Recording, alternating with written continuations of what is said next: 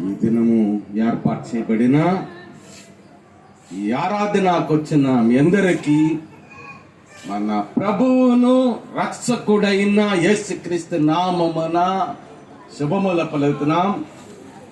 Once again, we invite you all, we greet you all in the matchless name of our Lord and Savior Jesus Christ. ఎందుకంటే దేవుని ప్రణాళిక గొప్పది. The purpose and plan of God is eternal. దేవుని సన్నిధి గొప్పది. ఆయన మన ఎడల కలిగి ఉన్న ఉద్దేశములు, ఆయన మన ఎడల కలిగి ఉన్న ప్రణాళిక చాలా ఉన్నతమైనది.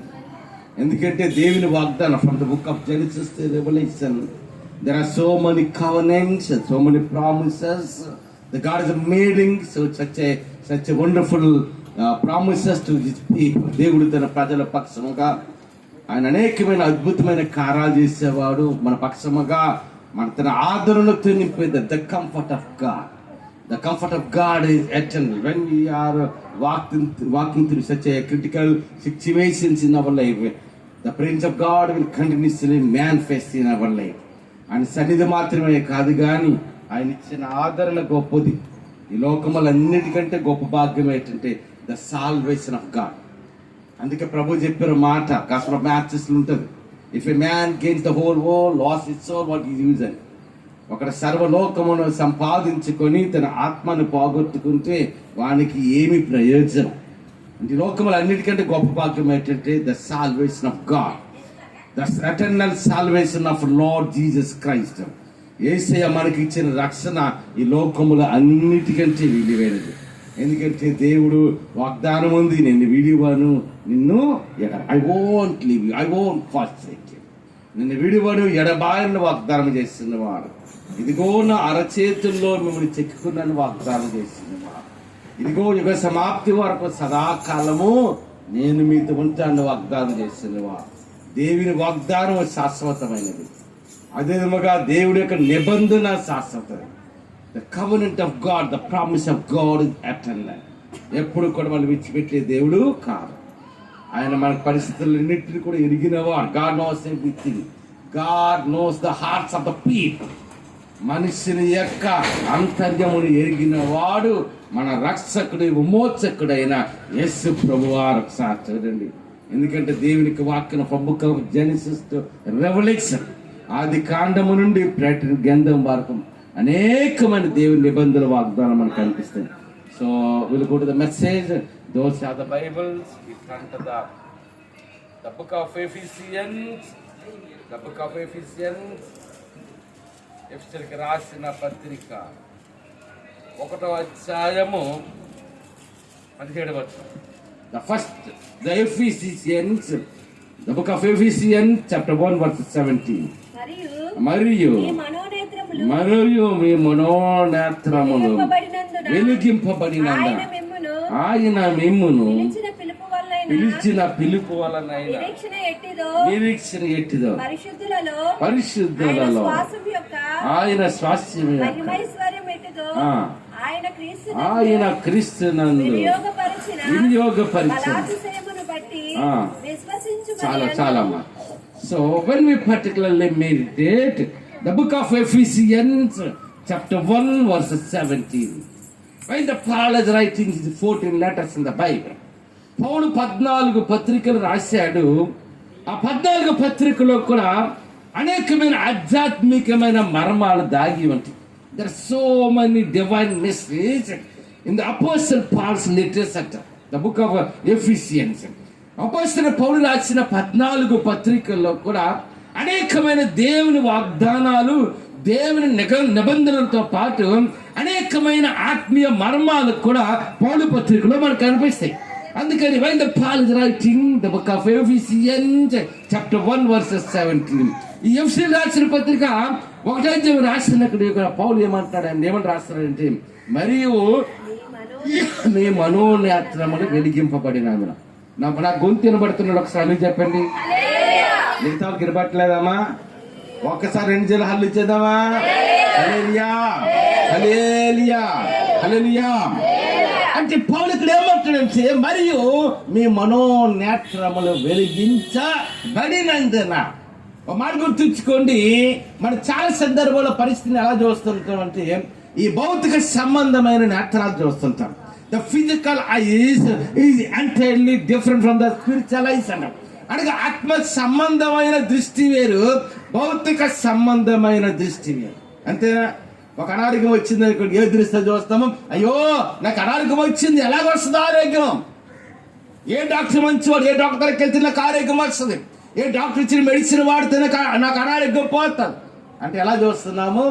పరిస్థితులను we see the situations we face in the life, in our life we used to see with the both eyes. అనగా భౌతిక సంబంధమైన నేత్రాలను చూస్తుంటాం. ఏమో అదేనా ఆర్థిక సంబంధమైన సమస్యలు ఈ దినాలు చూసినట్టు చాలా కుటుంబాల ఆర్థిక సంబంధమైన సమస్యలు, తెచ్చుకుని జీతాలు చాక, వ్యాపారం సరిగా ఉండక, అంతేనా? వెంటనే మనం ఏం చేస్తుంటామంటే భౌతిక సంబంధం చూస్తే పరిస్థితులు చూస్తుంటాం. కానీ దేని వాక్యం ఏమని చెప్తుందంటే, మరియు మీ మనోనేత్రములు ఏటి వెలిగించబడాలంట? మన యొక్క మనోనేత్రములు వెలిగించబడాలంట. ఒకసారి చెప్పలు కూడా దేవుని నామమున పడతామా? ఒకసారి ఇంకా హల్లు చేద్దామా? హల్లెలూయా, హల్లెలూయా. ఒక మాట గుర్తుంచుకోండి, 10 సంవత్సరాల క్రితం మాకు వచ్చిన పరిస్థితులకి భౌతిక సంబంధం దృష్టితో చూస్తే ఈరోజు ఇక్కడ ఉండి మేము వాక్యం చెప్పలేము, పరిచయం చేయలేము. అర్థమవుతున్నామని చెప్పిన మాట. 10 సంవత్సరాల క్రితము మాకు వచ్చిన పరిస్థితులకి ఈ దినాన్న భౌతిక సంబంధం ఇష్ట పరిస్థితులను చూస్తుంటే ఈ దినాన్ని వల్ల నేను నిలబడిన వాక్యం చెప్పలేను. అనేక ప్రాంతాలకు దేవుని వాక్యం ప్రకటించడానికి అవకాశం. ఆ దినాన్ని ఎన్నో భయంకరమైన పరిస్థితులు మా జీవితంలో ఎదురైనప్పుడు భౌతిక సంబంధం దృష్టితో చూడలేదు. ఎందుకంటే మనల్ని పిలిచిన దేవుడు ఏ దేవుడు అంట? God is faithful. We can trust the God. We can trust the God in our life. అనగా దేవుడు వాగ్దానం చేస్తే ఆ వాగ్దానం నెరవేర్చే దేవుడు. నేను లాస్ట్ వీక్ చెప్పాను, మీకు ఎంతమంది జ్ఞాపకం ఉందో నాకు తెలియదు, కానీ మనం ఉండొచ్చు లేకపోవచ్చు, కానీ దేవుడు మనకి ఇచ్చిన దర్శనం ఏంటి? దేవుడు మనకి ఇచ్చిన అభిషేకం ఏంటి? అందుకే ఇంగ్లీష్లో ప్రొవర్బ్ ఉంటుంది, ఏమంటే తెలుసా? Men may come, men may go, but the old remains the same అంటే పరిస్థితులు వస్తాయంట, పరిస్థితులు వస్తాయి, పరిస్థితి వెళ్ళిపోతాయి. కానీ నిజమే. అందుకే అదే మాట సామెతల గ్రంథంలో ఏమంటే, నీతిమంతులు ఎలాగ ఉంటారంట? సింహం వలె. 10 సంవత్సరాల కింద భయంకర పరిస్థితి మా జీవితంలో ఎదురైనప్పుడు మా నిరీక్షణ తెలుసా, విశ్వాసం ఆ దినాన్ని దేవుడు మాట్లాడు. ఎందుకంటే మన కష్టకాలంలో దేవుడు మనల్ని ఆదరించకపోతే, దేవుడు జ్ఞానం ఇవ్వకపోతే, మన ఆత్మీయ నేత్రాలు దేవుడు వెలిగించకపోతే, ఈ భౌతిక పరిస్థితులు వస్తున్నప్పుడు మనం ఏంటవుతుంటాం? కృంగిపోతుంటాం, అధైర్యపడుతుంటాం. ఆ దినాన్ని దేవుడు మాట్లాడు. ఒక మాట గుర్తుంచుకోండి, ఈ మాట ఒకసారి చెప్పలు కొట్టున్నామా? ఒకసారి చల్లిచ్చేదామా? హల్లెలూయా. ఒక మాట మీకు గుర్తుంచుకోండి, ఈ దినాన్ని మళ్ళా చెప్తున్నాను వాక్యంలో. ఈ మాట మనకే కాదు, అమెరికాకి వెళ్తుంది, దుబాయ్కి వెళ్తుంది, ఖతర్కి వెళ్తుంది, బెంగళూరు, హైదరాబాద్ వెళ్తుంది, చాలా ప్రాంతాలకు వెళ్తుంది. మళ్ళా మనం మందిరంలోకి వెళ్తాం. ఒకసారి నమ్మిన వాళ్ళు హల్లెలూయా చెబుతాం. మందిరంలోకి వెళ్తాం, మళ్ళా మనమే పరిచయం చేస్తాం వేలాది మందికి. ఒక మాట గుర్తుంచుకొని, ఇండస్ట్రియల్ బెల్ట్ అంటే అటు సింధియా నుండి స్టీల్ ప్లాంట్ వరకు, ఇటు ఎన్ఐడి వరకు, అటు కూర్మనపల్లి లంకిలపాలెం వరకు, దీని ఇండస్ట్రియల్ బెల్ట్. ఈ ఇండస్ట్రియల్ బెల్ట్ లో ఒక ఉన్నతమైన మందిరముగా దేవుడు నడిపించబోతున్నాడు. ఎందుకంటే దేవుడి దర్శనం అనేది, దేవుని వాగ్దానం ఎప్పుడు అసత్యము కాదు. భూమి ఆకాశములు గతించవచ్చు, కానీ నా మాటలో ఒక సున్నైనా పొల్లైనా తప్పదని దేనికి వాక్యంలో. అందుకే అంటాడు కదా, ఏంటి వెలిగించబడాలంట? మన మనోనేత్రములు వెలిగించబడాలంట. అంటే పరిస్థితులు మన భౌతిక సంబంధం దృష్టించడం కాదు, ఏ పరిస్థితి మన జీవితంలో వచ్చినా. అందుకే పేతురు అంటాడు కదా, మీకు కలుగుచున్న అగ్ని వంటి మహాశ్రమలు. అంటే శ్రమలు ఎలాగుంటాయి చెప్పండి అమ్మకు మాట తెలుసా? ఇది నాడు ఎండలు బాగా పెరిగి, అంతేనా? మన ఎండలో 1 గంట నిలబడలేం, అంతేనా కాదా? నిన్నటి దినాన్ని నేను ఒక మీటింగ్లో వాక్యం చెప్పాను. మన శుక్రవారం ప్రార్థన చేశారు, ఒక మీటింగ్కి వెళ్ళి వాక్యం చెప్పి నేను ఎట్లా వస్తుంటే మీరు చెప్తున్నా, మరి రోడ్ నుండి నేను ఇక్కడికి నడిచి రాలేకపోయాను. ఎందుకంటే అప్పటికే చాలా ప్రాంతాలకు వెళ్ళి బెల్ల వాక్యం చెప్పి నడిపించి రావడం మనం ఏమ్మా. కానీ దేవుడు మళ్ళీ ఏంటిస్తాడు? బలము, శక్తి ఇస్తాడు. అంటే మన జీవితంలో చివరిసారి ఈ దినం మళ్ళీ వచ్చినట్టు దేవుడు మళ్ళీ ఆరోగ్యం ఇచ్చి, శక్తినిచ్చి, బలాన్ని ఇచ్చాడు. ఒకసారి చూడండి, అందుకని ఒకసారి చూడండి. అక్కడ అంటాడు కదా, యేసయ్య అంటే వస్తున్నప్పుడు ఎంత భయంకరమైన వేడి ఉందో తెలుసా? చాలా భయంకరంగా ఉంది అంట. అమ్మా ఈ ఎండ కాదు, ఉదయం నుండి సాయంకాలం వరకు మనం ఎండలో నిలబడినా మనకేం కీడేం జరగదు. కాకపోతే కొంత మన మొహం శరీరం వాలిపోతుంది, అంతేనా కాదా? కొంచెం నల్లబెడతాం అంతే. కానీ ఈ భౌతిక సంబంధమైన ఎండ కంటే, ఈ భౌతిక సంబంధమైన పరిస్థితులు కంటే మన జీవితంలో మనకు ఎదురుపడే శ్రమలంట ఎలాగుంటాయంట? అగ్ని వంటి మహాశ్రమ. అందుకే పేతురు అంటాడు, నేను అభిషేకంతో రాస్తున్నాడు పేతురు, ఇదిగో మీకు కలుగుచున్న అగ్ని వంటి మహాశ్రమల గురించి మీరు ఏమిటంట? బైబిల్లో there are more than 365 times. Don't be afraid. Don't be afraid. Don't get fear in the heart. Don't lose your faith. Don't lose your hope. మీ విశ్వాసాన్ని మాత్రం ఎప్పుడు విడిచిపెట్టకూడదు. మనకు దేవుడు ఇచ్చిన నిరీక్షణ ఎప్పుడు విడిచిపెట్టకూడదు. నా దేవుడు గొప్పవాడు, ఖచ్చితంగా నా దేవుడు నాకు ఏటిస్తాడంట. ఏటిస్తాడమ్మా? నేను విదేశాలకు వెళ్ళినప్పుడు ఇప్పటికీ ఆ రోజులు నాకు జ్ఞాపకం ఉన్నాయి. చాలా మంది మందిరాలు, కొన్ని ఆ దుబాయ్లో కొన్ని వందల సంఘాలు ఉన్నాయి. చాలా మంది పాస్టర్స్, ఇండియా నుండి వచ్చిన, భారతదేశం వచ్చిన పాస్టర్స్ వారికి అవకాశం లేక వచ్చి ఆ చర్చిలో వెనక అక్కడ కూర్చుని వెళ్ళిపోతుంది. నేను వెళ్ళిన 10 రోజులకో అంటున్నాం. జైపాల్ గారు అని మెడ్రాస్లో గొప్ప దైవజనుడు, వాళ్ళ పెద్ద కొడుకు రెండో కొడుకు ఎవరు వచ్చారు మొత్తానికి ఆ దుబాయ్. ఆయన కూడా సరైన అవకాశం లేవద్దు నాలో. కానీ ఇంచుమించు 15 ప్రాంతాల్లో దేవుడు వాక్యం చెప్పడానికి ప్రపంచం. నేను దుబాయ్ ఎయిర్పోర్ట్లో ఫ్లైట్ దిగాను. నన్ను రిసీవ్ చేసుకుని ఇద్దరు ముగ్గురు వచ్చారు. అంటే వెంటనే లగేజ్ తీసుకుని వెంటనే నేను బయటకు వస్తున్నా. ఇలా బయటకు వచ్చి నా లగేజ్ పట్టుకొని, అయ్యగారు ఒక మాట అండి, ఇప్పుడే వాకింగ్ చెప్పాలి, 1 గంటలో అన్నా. ఎంతసేపు అమ్మా? ఒక మాట తెలుసా, విదేశాల్లో దేని వాకింగ్ చెప్పడం ఈజీ కాదు, గుర్తుంచుకోండి. ఎందుకంటే అక్కడ అవకాశాలు మనకు దొరకవు. వెంటనే నేను వెళ్ళాను, అలా లగేజ్ తీసుకుని, అయ్యగారు ఈయన ఇప్పుడే వాకింగ్ చెప్పాలి 1 గంటలో. అలాగా 4 దేశాల్లో ఇంచుమించు 15 ప్రాంతాల్లో దేని వాక్యం చెప్పడానికి ప్రయత్నించి దేవుడు వాళ్ళు విడిచిపెట్టేశారా? దేవుడి వాగ్దానం శాశ్వతమైన, దేవుడు ఇచ్చిన నిబంధన శాశ్వతం, దేవుడు మనకి ఇచ్చిన దర్శనం శాశ్వతమైనది. భూమి ఆకాశములు గతించపోవచ్చు కానీ ఆయన మాటలు, ఆయన వాగ్దానములు ఒక సున్న గాని పొల్లు గాని తప్పిపోదని దేవుని సేవకునుగా చెప్తున్నాను, గుర్తుంచుకోండి. దేవుడు మనకి ఇచ్చిన దర్శనం ఏటవదు, దేవుడు మనతో చేసిన నిబంధన ఏటవదు. ఈ భూమి నశించిపోవచ్చు, ఆకాశం నశించిపోవచ్చు. 10 సంవత్సరాల క్రితం మాకు వచ్చిన భయంకర పరిస్థితుల టైంలో దేవుడు మనల్ని ఆదరించాడు. My son, I going to use you mighty. గతరుడు ఎంత బలమైన పని చేసావు, అంతకంటే బలమైన పరిచయం నీ ద్వారా జరిగించబోతుంది. ఒక మాట తెలుసా, 2002లో పాస్పోర్ట్ చేయించుకున్నాను. ఎన్నో సంవత్సరాలు అమ్మా? 2002లో. 2019 వరకు ఏ దేశం వెళ్ళడానికి నాకు అవకాశం లేదు. అంటే పాస్పోర్ట్ చేసుకున్నా నేను 17 సంవత్సరాలు నేను వెళ్ళడానికి అవకాశం లేకపోయింది. కానీ భయంకర పరిస్థితులు వచ్చినప్పుడు ఆ టైంలో దేవుడు విదేశాలు తీసుకెళ్ళాడు. చూసారా, మనం విడిచిపెట్టే దేవుడు కాదు. ఆయన వాగ్దానం ఆయన నెరవేర్చే వాగ్దానం వచ్చిపో దేవుడు కాదు. దాని బైబిల్ కదా అనేకమైన సూచనలు మనకు కనిపిస్తాయి. మొదటి చూడండి, ఎక్సోడస్ చాప్టర్ 14 verses 7 or 8. అప్పుడు నిర్గమాకాండం 14వ అధ్యాయం చదువుతాం. నిర్గమాకాండం 14వ అధ్యాయం చదువుతాం ఒకసారి. ఈ సందర్భం ఏంటంటే, దేవుడు మోసే అహరోనుల ద్వారా ఐగుప్తు దేశం నుండి వారిని కనాను దేశానికి నడిపిస్తాం. The God has delivered his people from the bondage of Egypt and God is leading them towards the Canaan. వెంటనే ఏట అర్థం వచ్చింది తెలుసా? అమ్మ ఒకసారి గుర్తుంచుకొని వచనం 13వ వచనం చదవాలి. కనాను దేశానికి వెళ్ళాల్సిన పరిస్థితి వచ్చినప్పుడు వారికి ఎదురైంది ఏంటి తెలుసా? ఎర్ర సముద్రం ఎదురైంది. ఏంటి ఎదురైందమ్మా? ఒక మాట గుర్తుంచుకోండి, పరీక్ష లేకుండా దేవుని ఆశీర్వాదం ఉండదు. గుర్తుంచుకోండి, నేను చెప్పింది అర్థమైందమ్మా? పరీక్ష లేకుండా, without test people the God never blessed. అంటే ఒక నిబంధన లేకుండా, ఒక పరీక్ష లేకుండా, ఒక శ్రమ లేకుండా దేవుడు ఎప్పుడు తన ప్రజలు ఆశ్రయించను. ఖచ్చితంగా మనకు పరిస్థితులు ఎదురవుతాయి. ఇశ్రాయేలు ఐగుప్తు దేశం నుండి అప్పుడే వచ్చారు, కానాను వైపు నడుచుకుని వెళ్తున్నారు. ఒక మాట తెలుసా, ఐగుప్తు దేశం నుండి కనాను దేశానికి వెళ్ళడానికి ఎన్ని రోజులు పడతారు తెలుసా? Only 40 days. 40 days is enough from the country of Egypt to the Canaan, the promised land. వెంటనే ఎవరు ప్రయాణమై వెళ్తున్నారు. ఏటి అడ్డంగా వచ్చింది అమ్మా? ఏటి అడ్డంగా వచ్చింది? ఏదో చిన్న కాలం అడ్డం రాలేదు. ఒక చిన్న అది అడ్డంకి రాలేదు. ఏటి వచ్చిందమ్మా?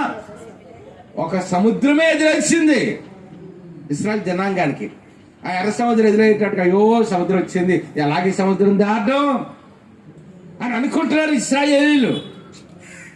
వెంటనే చూసినప్పుడు వెనక నుండి ఏంటి వచ్చింది తెలుసా? ఐగుప్తు సైన్యం తరుము కూడా వస్తుంది ఇశ్రాయేలుని చంపివేయడానికి. అందుకే పెద్దవాళ్ళు ముందు చూస్తే గొయ్యి, వెనక చూస్తే ఏంటమ్మా చెప్పండి సార్. కానీ ఎనీవన్ ఫిల్ దిస్ ప్యాసేజ్. ముందు చూస్తే వెనక చూస్తే నీ ముందుకు వెళ్తామంటే గోతులో పడిపోతాం, వెనక్కి వెళ్తామంటే నూతులో పడిపోతాం. అలాగుంది ఇశ్రాయేలు పరిస్థితి. ముందు చేస్తే ఎర్ర సముద్రం అడ్డముగా ఉంది, వెనక చూస్తే ఐగుప్తు సైన్యం వచ్చింది. అప్పుడు ఏమంటున్నారు తెలిసి ఇశ్రాయేలు? మనం కూడా చాలా సార్లు మనకు ఎదురవుతున్న పరిస్థితులు బట్టి దేవుని దూషిస్తుంటాం. ఇలాంటి పరిస్థితులు వస్తే నాకు ఒక్కోసారి ఏదైనా కొన్ని పరిస్థితులు ఎదురైనప్పుడు ఒక విధంగా చూసినప్పుడు ఒక ఆందోళన వచ్చేస్తుంటది. వెంటనే దేవుడి సగలు మోకరిస్తుంటాను. మాకు నాయన ఏంటి పరిస్థితులు, ఏంటి పరిస్థితి అని దేవుడి సగలు కన్నీరు కారుస్తుంటా. వెంటనే చేస్తున్నప్పుడు వెనక ఐగుప్తు సైన్యం తరం కూడా వస్తుంది ఇశ్రాయేలుని నాశనం చేయడం. ముందు చేస్తే సముద్రం వచ్చింది. ఇశ్రాయేలు అన్నారు, గో మోసే, ఐగుప్తు దేశంలో బాగుంది, ఐగుప్తు దేశంలో తినడానికి మంచిగా మాంసం ఉంది, అక్కడ వెట్టి బండ్లు చేసావు కూడా తినడానికి ఆహారం ఉంది, నువ్వు ఎక్కడ తీసుకొచ్చాప్పుడు మమ్మల్ని ఈ యొక్క అరణ్యం తీసుకుని వచ్చావు ఈ ఐగుప్తుల చేతుల్లో చావడానికి అన్న. అప్పుడు మోసే ఏమంటున్నాడు చూడండి ఒకసారి. అందుకు మోసే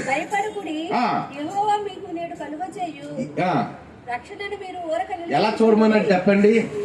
ఒక మాట గుర్తుంచుకోండి. If you entered in the situation the God never enter. ఒక మాట తెలుగులో చెప్తున్నాను చూడండి. పరిస్థితులలో మనము కలుగు చేసుకుంటా దేవుడు కలుగు చేసుకో. అర్థమవుతా? యెహోషాపాతు ఏమన్నా తెలుసా? ఇదిగో నాయన, ఇంతమంది సైన్యంతో 4 రాజ్యాలకు యుద్ధంకి వచ్చారు, ఇంతమందితో చూడండి సార్, నాకు శక్తి చాలదు, నీవే మాకు దిక్కు. ఎవరు దిక్కు అన్నాడు యెహోషాపాతు? యెహోషాపాతు not at not ordinary person, is a great emperor. గొప్ప రాజు, గొప్ప చక్రవర్తి. అటువంటి యెహోషాపాతు దేవుని ప్రజలకి ఆయన రాజు. అటువంటి యెహోషాపాతు ఏమంటున్నాడు చెప్పండి ఒకసారి. ఏమా నాయనా, 4 రాజ్యాలు యుద్ధం చేయడానికి మాకు శక్తి చాలదు. ఎవరి దిక్కు అంట? ఎవరి దిక్కు? మన దిక్కు ఎవరు చెప్పండి? నీ భర్త నీ దిక్కు కాదు, నీ బిడ్డలు నీకు దిక్కు కాదు. అమ్మా, ఈ మధ్యకాలం కమనస్తని చూశాను. 22 సంవత్సరాల వయసులో పెళ్లి చేసుకున్నాను. అది ఇష్టపడాడు. తల్లిదండ్రులకి లాభం లేదని చెప్పి చేశారు పెళ్లి. అమ్మా చూడండి సార్, ఇలాంటి పరిస్థితులు ఎన్నో ఉన్నాయి ఈ దినాల భూమి మీద. మన జీవితంలో సాధ్యండి. ఇశ్రాయేలు జనాంగము కూడా ఒక శ్రమ ఎదురైంది, ఒక పరిస్థితి ఎదురైంది. ఒక్క మాట నాకు చెప్పండి, ఎర్ర సముద్రంలో మునిగిపోవడానికి దేవుడు ఇశ్రాయేలు పిలిచాడా? అమ్మా, ఎర్ర సముద్రం మునిగిపోవడానికి చేసేది దేవుడు పిలిచాడా? దేవుడు వాగ్దానం చేశాడు. God is making a covenant, a promise with Abraham, Isaac and Jacob. అబ్రహాముతో నిబంధన చేస్తాడు, ఇస్సాకుతో నిబంధన చేస్తాడు, యాకోబుతో నిబంధన చేస్తాడు. ఇదిగో మీ 4వ తరం వారు కనాను దేశాన్ని ఇస్తారు. ఇది ఎవరు వాగ్దానము చెప్పండి? ఎవరు వాగ్దానం? మనుషుల వాగ్దానం. It's a covenant of the living God. It's a promise of the living God. ఆ జీవం కలిగిన దేవుడు, మన రక్షకుడు, విమోచకుడైన యేసయ్య చేసిన వాగ్దానం. అది ఇశ్రాయేలు ఎర్రసముద్రం ముంచిన దేవుడు పిలిచాడా? లేకపోతే 5 సైన్యంలో చనిపోవడానికి పిలిచారా? ఇదిగో మోసే మాకు ఐగుప్తు దేశంలో బాగుందన్నారు. అప్పుడు మోసే ఏమంటున్నాడు చూడండి. ఏమన్నాడమ్మా? మన జీవితంలో ఎక్కువ మనకు ఎదురొచ్చేది ఏంటి చెప్పండి? భయమే ఎదురవుతాం.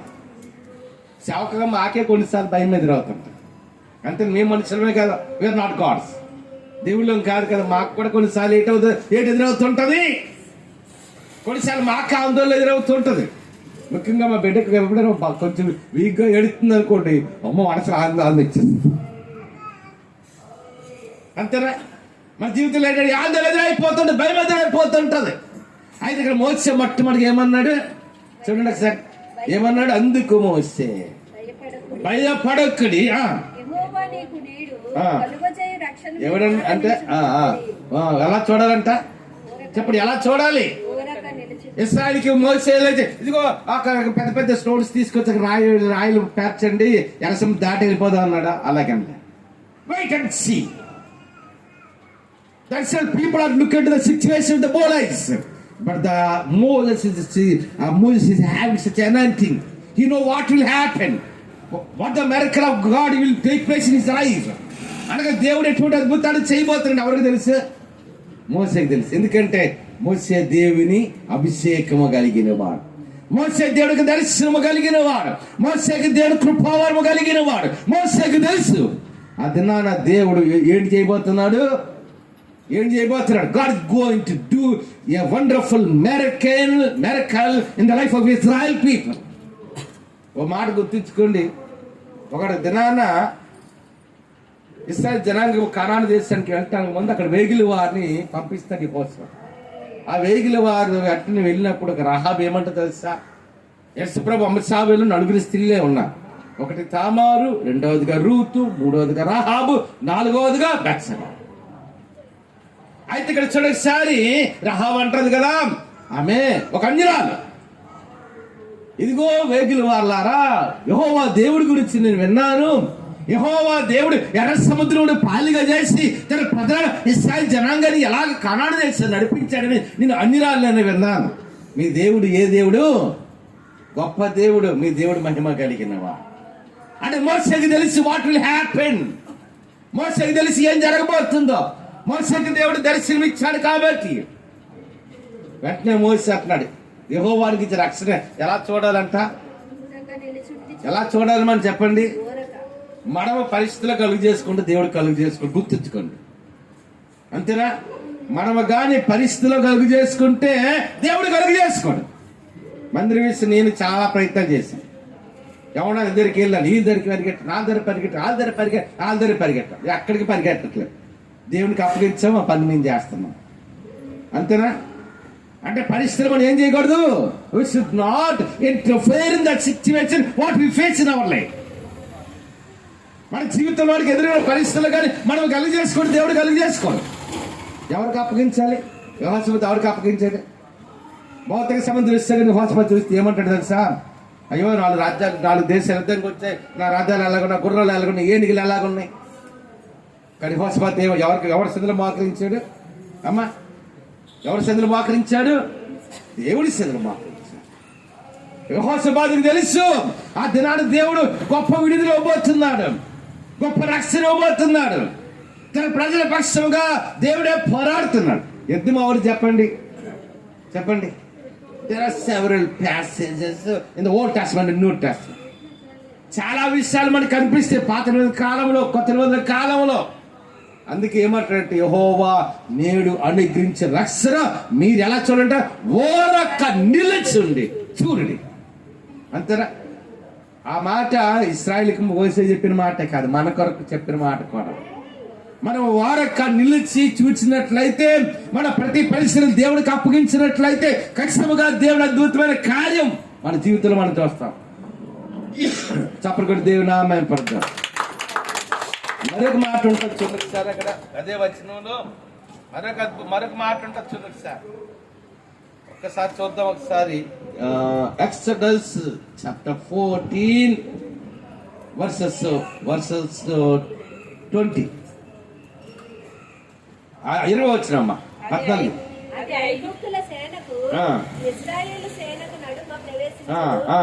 అది మేఘము గనుక వారికి చీకటి కలిగెను గాని రాత్రి అది వీరికి వెలుగిచ్చెను కనుక ఆ రాత్రి అంతయు ఐగుప్తులు రాలేకపోయారండి ఇశ్రాయేలు కొరకు దగ్గరికి. మోసే దగ్గర కర్రను చాపాడు, ఇశ్రాయేలుని సమీపించలేదు. మోషే సముద్రం వైపు తన చేయి చాపగా యెహోవా రాత్రి అంతయు బలమైన తూర్పు గాలి చేత సముద్రమును తొలగించి దానిని ఆరిన నేలగా చేసెను. నీళ్లు విభజింపబడగా ఇశ్రాయేలీయులు సముద్రం మధ్యను ఆరిన నేల మీద నడిచిపోయిరి. ఆ నీళ్లు వారి కుడి ఎడమల ప్రక్కలను వారికి గోడవలె. ఎలాగుందంట నీళ్లు? ఏ సముద్రం అయితే ఇశ్రాయేలు ముంచి వేయాలో అదే సముద్రం ఎలాగుంది చెప్పండి? ఎలాగుంది? గోడగా ఉందంట. అంటే ఏ సముద్రం అయితే ఇశ్రాయేలు ముంచి వేయాలో అదే సముద్రం వారికి ఎలాగుందంట. అదే సముద్రం వారిని కాపాడు. ఇశ్రాయేలు అందరూ అవతలొడ్డికి వెళ్ళిపోయారు. వెంటనే మళ్ళీ మోసే కర్రను చేపాడు. వెనకాల ఐగుప్తు సైన్యం ఏం చేస్తుంది? తరుము కూడా వస్తుంది. ఇశ్రాయేలు సముద్రం నడిచికెళ్తున్నారు. వారు నడుచుకుని వెళ్తున్నారు. వెంటనే మోసే అందరూ ఇశ్రాయేలు జనాంగం అంతా అవతల ఒడ్డుకి వెళ్ళిన తర్వాత మళ్ళా అతను కర్రను చాపాడు. అంటే ఏ సముద్రం అయితే వారు ముంచేయాలో అదే సముద్రం వాళ్ళు గోడగా ఉందంట. వెంటనే మోసే ఇశ్రాయేలు జనాంగం అవతల ఒడ్డుకి వెళ్ళినప్పుడు వెంటనే మళ్ళా కర్రను చాపాడు. వెంటనే మళ్ళా ఎట్టయిపోయిందమ్మా, ఇశ్రాయేలు అందరూ ఎక్కడున్నారు అప్పుడు చెప్పండి ఒకసారి. అవతల ఒడ్డున ఉన్నారు. ఐగుప్తు సైన్యం అంతా అక్కడ సముద్రం మధ్యలోకి వచ్చింది. మోసే కర్రలాలు చాపాడు. వెంటనే మళ్ళా సముద్రం అంతా ఏం చేసింది అంటే ఏ సముద్రం అయితే ఇశ్రాయేలు జనాంగాన్ని ముంచేయాలో అదే సముద్రం వారికి ఎలాగుందంట, ఒక రక్షణగా ఉంది. ఐగుప్తు సైన్యం అంతటిని ముంచి వేసినాడు జోసెఫ్. చప్పటి కొట్టి దేవుని నామమున పదాం. హల్లెలూయా, హల్లెలూయా, హల్లెలూయా. మన జీవితంలో కూడా దేవుని అద్భుతమైన కార్యం మన జీవితంలో జరగాలంటే మోసే దాని ప్రయత్నాలు దాన్ని చేయలేదు. మోసే దేవుని సన్నిధిలో మోకరించాడు. మోసేతో ఆ ప్యాసేజ్ మనం ధ్యానిస్తే చాలా విషయాలు ఉంటాయి, చాలా మర్మాలు ఉంటాయి. మోసే ఏమంటాడు తెలుసా, దేవుని ప్రార్థన చేస్తున్నాడు. ఇదిగో నాయనా, నీ దర్శనంతో నీ వాగ్దానంతో నీ ప్రజలు ఇశ్రాయేలు జనాంగాన్ని ఐగుప్తు దేశం నుండి కనాను దేశం నడిపిస్తున్నాను. ఇది ఎర్ర సముద్రం అడ్డంగా వచ్చింది, ఐగుప్తు సైన్యం తరిమి కూడా వస్తుంది ఆయన. అప్పుడు దేవుడు ఏమన్నాడు తెలుసా, ఇదిగో మోసే నీ చేతిలో ఉన్న కర్రని దేనికి చాపన్నాడమ్మా, సముద్రం వైపు చాపండి. ఒక మాట తెలుసా, శ్రద్ధగా వినండి మాట. దీని గురించి ఒక 150 సంవత్సరాల క్రితము ప్రపంచంలో సైంటిస్టులు అందరూ ఏకమై ఏం చేయాలి తెలుసా, ఎర్ర సముద్రం దేవుడు పాయలుగా చేస్తాడు బైబిల్లో ఉంది కదా, అది నిజమా అని ఇన్వెస్టిగేషన్ కొన్ని సంవత్సరాలు చేస్తే లాస్ట్కి ఏం చెప్పే తెలుసా, ఒక బలమైన గాలి కానీ సముద్రం మీద వీస్తే ఖచ్చితంగా సముద్రం ఏంటవుతుంది అమ్మా, గాలితో సముద్రం పెద్ద తుఫాను వచ్చినా సరే కాలువ అనేది డివైడ్ అవుతుందా? ఉదు తుఫాను వచ్చినప్పటికీ నాకు జ్ఞాపకం ఉంది. ఏమా ఒక కాలువ అంటే కాలువలో దారి ఏర్పడదు కదా, ఇంకా నీళ్ళు ఎక్కువ అవుతుంది కానీ. అంటే ఒక సాక్షి రండి, అంటే దేవుని అద్భుతమైన కార్యం. ఒక మాట గుర్తించుకోండి, ఏదో చిన్న జ్వరం వచ్చింది, నాకు దేవుడు స్వస్థపరిచాడు. ఇది చిన్న అద్భుతం. నేను అనారోగ్యం ఏదో క్యాన్సర్ వచ్చింది, డాక్టర్ దగ్గరికి వెళ్ళండి, డాక్టర్స్ లాభం లేదని ఇంటికి పంపించాను. అప్పుడు దేవుడు ఆరోగ్యం ఇచ్చాడు. అది పెద్ద అద్భుతమా? చిన్న జ్వరాలు తగ్గించడం అద్భుతమా అమ్మా? క్యాన్సర్ అలా కాకుండా ఒకరు చనిపోయారు అనుకోండి, మళ్ళా వాడిని దేవుడు బ్రతికించాడు అనుకోండి, ప్రార్థన దాన్ని, అది పెద్ద అద్భుతమా? అంటే చనిపోయిన బ్రతికించడం పెద్ద అద్భుతం. తర్వాత క్యాన్సర్ కాదో ఈ హార్ట్ ప్రాబ్లం ఉన్న వాళ్ళకి స్వస్థపరిచడం రెండో అద్భుతం. ఈ జ్వరం తగ్గించడం, చిన్న జలుబు తగ్గించడం చిన్న అద్భుతాలు. అంటే మన దేవుడు ఏ దేవుడమ్మా? అవి God is the God of doing wonders and miracles. మన దేవుడు గొప్ప అద్భుతమైన కార్యాలు చేస్తాడు. అందుకని మిరియాం కేరన్ భక్తులు ఏమన్నాడు తెలుసా, expect great things from God and attempt great things for God. అంటే దేవుడు కనుకంట గొప్ప కార్యాలను మనం ఆశించాలంట. నా బిడ్డ ఎత్తుకిన తర్వాత నాన్న రూపాయి అది కరెక్టా? రూపాయి ఎందుకు అడుగుతుంది? అంతేనా? నేను పాస్టర్ గారితో అన్నాను, దేవుడు వాళ్ళు ఆశిస్తా బంగారు పెట్టుకుని బంగారు కొందామని. లేదండి, వద్దు, డెడికేట్ చేసాం. చూసారా, మన దేవుడు ఏ దేవుడు? గొప్ప దేవుడు. కొన్ని వేల కోట్ల లక్షల రూపాయలు ఆస్తిపరుడు ఉన్నాడు. ఆ తండ్రి దగ్గర కొడుకు వెళ్ళి నాన్న ఒక రూపాయి ఇవ్వని అడుగుతాడా? ఎంత అడుగుతాడు? పిల్లలు ఇప్పుడు ఎలాగే అయిపోయారంటే వాళ్ళకి లంచ్ ఇస్తే కానీ స్కూల్కి వెళ్ళట్లే. నేను చూస్తుంటే కొద్ది పిల్లలు స్కూల్కి వెళ్ళేటికి ఏంటి ఎంత ఇవ్వాలా, 10 రూపాయలు చేతులు అడిగాని పిల్లలు వెళ్ళట్లేదు. అందరికంటే గొప్పవాడు మన దేవుడు. దేవుని నుండి గొప్ప విషయాలు మనం ఆశించాలి. దేవుని కొరకు గొప్ప కార్యాలు మనం తలపెట్టాలి. చెప్పండి కూడా దేవుని నామమున. హల్లెలూయా. అంటే దేవుడు ఎటువంటి అద్భుతం చేస్తాడు. ఏ నీళ్ళైతే ముంచి వెళ్ళి అదే నీళ్ళు వరకు కుడి వైపున ఎడమ వైపున ఒక గోడగా ఉండి రక్షించి. ఈ సైంటిస్టులు అందరూ కూడా లాస్ట్కి తేల్చింది ఏంటంటే, మనకి ఎన్ని దిక్కులు ఉన్నాయంటే 8 దిక్కులు ఉన్నాయి. అన్ని దిక్కుల నుండి కూడా గాలి బాగా వేస్తుంది. ఒక మాట తెలుసా, ఈ 8 దిక్కులో తక్కువ గాలి వేసే దిక్కే తెలుసా? ఆగ్నేయం అంటే మూల. తూర్పు, పడమర, ఉత్తర, దక్షిణ, ఆగ్నేయం, నైరుతి, ఈశాన్య, వాయువు, ఈశాన్యం. 8 దిక్కులు. ఈ 8 దిక్కులో కూడా తక్కువ గాలి ఏ దిక్కు నుండి వస్తుందంటే ఆగ్నేయం నుండి వస్తుంది. అందుకని ఈ శాస్త్రంలో ఏదైనా ఇల్లు కట్టుకున్నారు ఏదైనా అంటే వాళ్ళు ఏం చేస్తారు తెలుసా, ఎటువైపు వంటగది పెట్టుకుంటారమ్మా. వంట వంట వంట వంట ఉండేటప్పుడు గాలి ఎక్కువ ఉండకూడదు, స్టవ్ ఆరిపోతుంది. అందుకని వంటగది దేని వైపు పెడతారంటే ఆగ్నేయంలో పెడతారు. అక్కడే ఈ 8 దిక్కులో కూడా తక్కువ గాలి వేసేది ఆగ్నేయం నుండే. అందుకని వాష్ తెలిసిన వాళ్ళు ఏం చేస్తారు, ప్రతి ఒక్కరు కూడా ఆగ్నేయం వైపు వంటగది కట్టుకుంటారు. కానీ 8 దిక్కులు ఎక్కువ గాలి దేని నుండి వస్తుంది తెలుసా? తూర్పు దిక్కు నుండి. అందుకని దేవుడు ఏ గాలి చేత గాలి చేత కనీసం ఒక కాలువనే మనం డివైడ్ చేయలేం, విభజించలేం. అలాంటిది ఒక సముద్రాన్ని దేవుడు గాలి చేత, తూర్పు నుండి వచ్చే గాలి చేత, అది లాస్ట్ సైంటిస్ట్ వచ్చింది. చప్పుడు కూడా దేవుని నామం పెద్ద. హల్లెలూయా హల్లెలూయా. మరి రిఫరెన్స్ చూద్దాం, చూడండి. అపోస్తల కార్యములు 16 వచ్చాయి. అపోస్తల కార్యం 16 తీయండి అమ్మ. అపోస్తల కార్యం 16 వచ్చాయి. అపోస్తల 16 అధ్యాయం చేసినప్పుడు ఇక్కడ సంఘటన ఏంటంటే, పౌలు దేవునికి వాక్యాన్ని ప్రబలముగా ప్రకటిస్తున్నారు. ఆ దినాలు పౌలు ఎక్కడ నిలబడి వాక్యం చెప్పినా thousands of the hearts of the people will be opened on the doors. ఆ దినాలు పౌలు ఎక్కడ వాక్యం చెప్పినా కొన్ని వేల మంది, లక్షల మంది హృదయాలు తెరపడ్డాయి.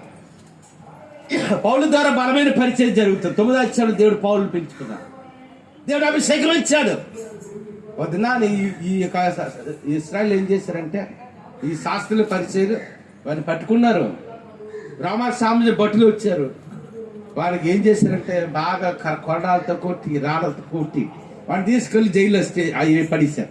ఎక్కడ పడేశారమ్మా? చెరసాల్లో పడేశారు. చెరసాల్లో పడేసేటప్పుడు మనమైతే ప్రతిరోజు తెల్లవారు 4 గంటలు ఇటు అలవాటు అనుకోండి. ఇది ఈరోజు ఉదయం ఒక బిడ్డ అమ్మాయి మన దరిలేయడానికి వస్తుంది, ఏమి రాలేదన్న అంటే, పాస్కర్ నాకు బాగా వీక్గా ఉందండి ఉదయం. ఏటుందంటమ్మా? అంతేనా? ఎప్పుడే కొంచెం బాగాలేదనుకో చర్చికి ఇలా తర్వాత వెళ్ళొచ్చులే, అంతేనా? మన జీవితంలో ఒక చిన్న సమస్యకి ఏం చేస్తుంటాం మనం? ఆందోళన పడిపోతుంటాం. ఇక్కడ పౌలు ఏం చేశారు? చెరసాల్లో బంధించారు. వాళ్ళ కాళ్ళకి చేతులకు బండాలు వేసి బిగించారు. చూడండి సార్. అయితే మధ్యరాత్రి వేళ పౌలును సీలయు దేవునికి ప్రార్థించుచు ఏంటమ్మా ముందు చూడు, వాళ్ళ కాళ్ళకి బండాలు వేసి బిగించారు. అతడు అట్టి ఆజ్ఞ పొంది వారిని లోపల చెరసాల్లో త్రోసి అమ్మ బైబిల్ ఉన్న ఓపెన్ చేయండి, బైబిల్ చదవండి. అయితే ఏంటమ్మా వాళ్ళ కాళ్ళకి చెరసాల్లో పెట్టి, అంటే ఏంటంటే చాలా వెయిట్ ఉంటాయి, ఇంత ఐరన్ బాల్స్ మాట, దాన్ని బండాలంటారు. అవి వేసి బిగించారు. చాలా దెబ్బలు కొట్టారు. పౌలు శీల యొక్క శరీరం రక్తం కారుతుంది. కానీ పౌలు శీల ఏం చేస్తున్నారు చెప్పండి? ఏం చేస్తున్నారు చూడండి ఒకసారి.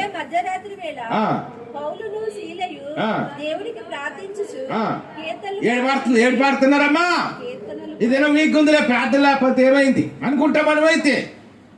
పౌలస్యాలని దెబ్బలు అనేది కొరడా దెబ్బలు అని బెత్తలతో కొట్టబడిన తర్వాత కూడా ఆ కాళ్ళకి చేతులకు బండాలు వేసి బిగించిన మనమైతే కృంగిపోతుంటాం, మనమైతే అదే పడిపోతుంటాం. కానీ పౌలస్యాలు ఏం చేస్తున్నారు? ఎప్పుడమ్మా ఏ టైంలో పాడుతున్నారు చెప్పండి ఒకసారి. అయితే పౌలస్యాలు మధ్యరాత్రి వేళ, మిడ్ నైట్ అంటే మధ్యరాత్రి అంటే ఎప్పుడు చెప్పండి? ఎప్పుడు అంటే 12 తర్వాత. ఈ మధ్యరాత్రి పౌలస్యాలు ఏం చేస్తున్నారు? కీర్తన అందరూ ఒకసారి చెప్పలు కొట్టి దేవుని నామం ఒక హల్లు చేద్దామా, ఇంకప్పటికి వచ్చేద్దామా.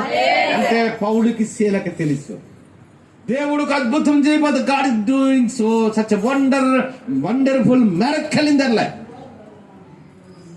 పౌలుకి శీలకి తెలుసు దేవుడు ఎటువంటి అద్భుతమైన కార్యము ఆ దినాలు చేయబోతున్నాడు మన జీవితం. అందుకనే పౌలు శీలు ఏం చేస్తున్నారండి? అంతేనా? అంటే పౌలు శీల పరిస్థితులు దేని వైపు చూస్తున్నారు? కాళ్ళ వైపు చూసుకోవట్లేదు, బండాల వైపు చూడట్లేదు, ఆ బేడీల వైపు చూడట్లేదు, మీ చెరసాల్లో ఉన్నామని చూడట్లేదు. ఎవరిని చూస్తున్నాడు చెప్పండి. అందుకే అపోస్తల కార్యాలు ఉంటాయి. దావీదు రాసిన మాట, నేను ఎల్లప్పుడూ నా ఎదుట నేను ప్రభువుని చూసుకొని ఆయన నా కుడి పార్శ్వమున ఉన్నాడు గనక నేను కదల్చున్నాను. ఈ మాట దావీదు రాసిన కీర్తనలో ప్రవచనం. అది it a prophetical word in the old testament days. The David was wrote, అది దావీదు పలికిన మాట. ఇదిగో నేను ఎల్లప్పుడు నా ఎదుట నీ ఎవరిని చూస్తున్నాను? ప్రభువుని చూస్తున్నాను. ఆయన నా కుడిపార్శ్వన ఉన్నాడు కనుక నేను కదల్చబడినట్టున్నాడు పౌలు, దావీదు. అదే మాట పేతురు చెప్పాడు సార్. అంటే పౌలు సేవలు భౌతిక సముద్రిస్తే చూడట్లేదు, కానీ వారి ఆత్మీయ నేత్రాలు their spiritual eyes have been open. They are looking to the situation with the spiritual eyes, not the board eyes. భౌతిక సముద్రిస్తే చూడట్లేదు, ఆత్మ సముద్రిస్తే చూస్తున్నారు. దేవుడు ఏం చేయబోతుండో అద్భుతమైన కార్యం. ఒక మాట తెలుసా, బైబిల్ ఏమని తెలుసా? నమ్ముట నీ వలనైతే నమ్ము వారికి సమస్తము సాధ్యం. రాజని దేవుడు 4 దినాలు తను బ్రతికించినప్పుడుగా నువ్వు నమ్మిన ఎడల దేవుని మహిమను, you trust, you will see the glory of God in your life. నువ్వు నమ్మిన ఎడల దేవుని మహిమను చూస్తావు. నమ్మువానికి నమ్ముటి నీ వలనైతే అంటే దేవుడు ఏం చేస్తున్నాడు? ఒక సవాల్ చేస్తున్నాడు. ఏమని సవాల్ చేస్తున్నాడు? నమ్ముట నీ వలన అయితే నమ్మువానికి సమస్యలు సాధ్యం. అంతేనా? ఆయనకి కొన్ని అద్భుతాలు చేయగలని కాదు, ఎటువంటి అద్భుతమైన కార్యమైన చేయగలిగిన వాడు. ఎర్ర సముద్రమును పాయలుగా చేసిన వాడు, చనిపోయి 4 దినాలు లాజర్ను బ్రతికించిన వాడు, 30 సంవత్సరాలు వ్యాధి కలిగిన రోగిని ఒక్క మాటతో స్వస్థపరిచిన వాడు, పుట్టిన కుంటాడు మనిషి పేతురు యోహాను విశ్వాసముతో వాడికి స్వస్థను ప్రకటించినప్పుడు వాడికి స్వస్థనిచ్చిన వాడు, 12 సంవత్సరాల రక్తస్రావం కలిసి ఒక్క ఏసీ వెనక వచ్చి ఆడ వస్త్రము చెంగిన తాకిన వెంటనే స్వస్థ. అందుకని పౌలుసీలు ఏం చేస్తున్నారంట? అమ్మా మధ్యరాత్రి వేళ లేచి వారికి ప్రార్థించచ్చు. ఫస్ట్ ఏం చేశాడు చెప్పండి? ప్రార్థన చేశాడు. The prayer unto God, and second is the singing unto God. ఒకటి ప్రార్థన చేస్తున్నారు, రెండవదిగా కీర్తనలు పాడుతున్నారు. తర్వాత ఎవరు వింటారమ్మా? ఒక మాట తెలుసా? అందరికంటే ఎక్కువ హార్ట్ పీపుల్ ఎవరు తెలుసామ్మా? ఖైదీలే. చెరసాల్లోకి వెళ్ళి మీరు చెప్పండి, హత్యలు చేసి, నేరాలు చేసి, పెద్ద పెద్ద బ్యాంకుల్లో దొంగతనాలు చేసి, నక్సలిజం చేసి, మావోయిస్టులు ఉన్నారని తీసుకెళ్ళి ఎక్కడ పెడతారు? మీరు గుర్తుంచుకోండి. ఎప్పుడైనా మీరు వెళ్ళలేదు, ముడసలాద సెంట్రల్ జైలు ఉంది అక్కడ. ఒకప్పుడు మన కాంప్లెక్స్ పక్కన ఉండేది, కానీ ఇప్పుడు తీసుకెళ్ళి సెంట్రల్ జైలు ముడసలాద పెట్టారు. ఇటువంటి సింహాచలం అడివారి మీద అటు వస్తే హనుమంతు వాకి వెళ్ళాలి. ఆ చుట్టూ పెద్ద గోడ ఉంటుంది. రోడ్ అని దూరం ఉంటుంది. చెరసాలు ఎంత దూరం ఉంటుంది సార్? కించిపించి మన రోడ్ దూరం లోపలికి వెళ్తే కానీ చెరసాలు ఆ ఖైదీలు కనిపిస్తుంది. ఖైదీలకు వెళ్ళేమని చేసే నమ్ముకోండి అంటే వాళ్ళు వింటారా? భయంకరమైన నేరాలు చేసి 15 సంవత్సరాలు 20 సంవత్సరాలు జైల్లో ఉన్నవాళ్ళు. కానీ ఇక్కడ ఏం చేస్తున్నారు అంటే దేవుడు ఫస్ట్ చేసిన అద్భుతం ఏంటి? పౌలేశ్వరులు మధ్యరాత్రి వేళ లేచి దేవుడికి ప్రార్థన చేసి కీర్తనలు పాడుతుంటే ఎవరు వింటున్నారు? ఖైదీలు వింటున్నారు. అంటే ఖైదీలు వింటున్నారు, దానికి కారణం ఏంటి తెలుసా? అంతేనా? యేసుప్రభు శిలువయాగం అవుతున్నప్పుడు 2 దొంగలు సిలువ వేశారు. కుడి వైపున ఒక దొంగని, ఎడమ వైపు దొంగ.